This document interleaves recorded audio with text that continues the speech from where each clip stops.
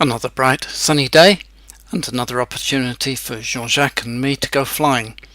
Today there's an event on at Te Kowhai, which is about a half-hour's ride away. It's the New Zealand Association of Women in Aviation's fly-in, to which all are invited.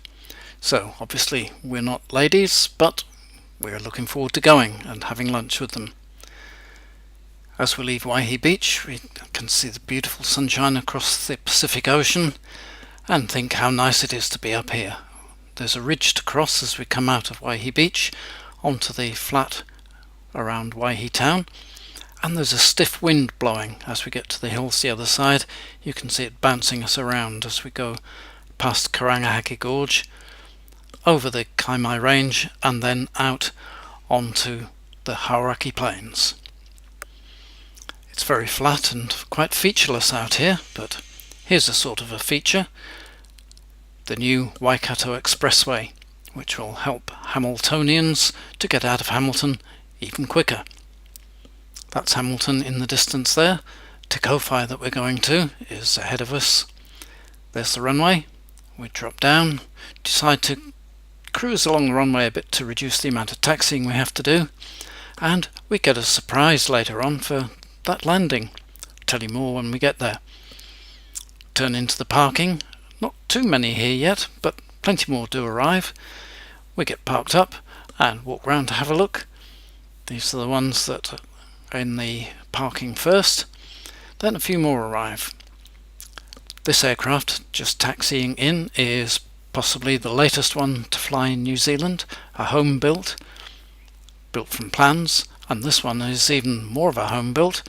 The guy who built it also designed it.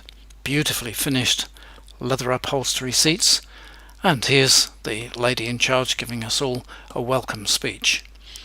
And that cheery wave was for the person who travelled furthest to get here. She was in Alaska yesterday. That surely is a long way. Now on the barbie there is a box of beer. Jean-Jacques won that for being equal first in the spot landing competition.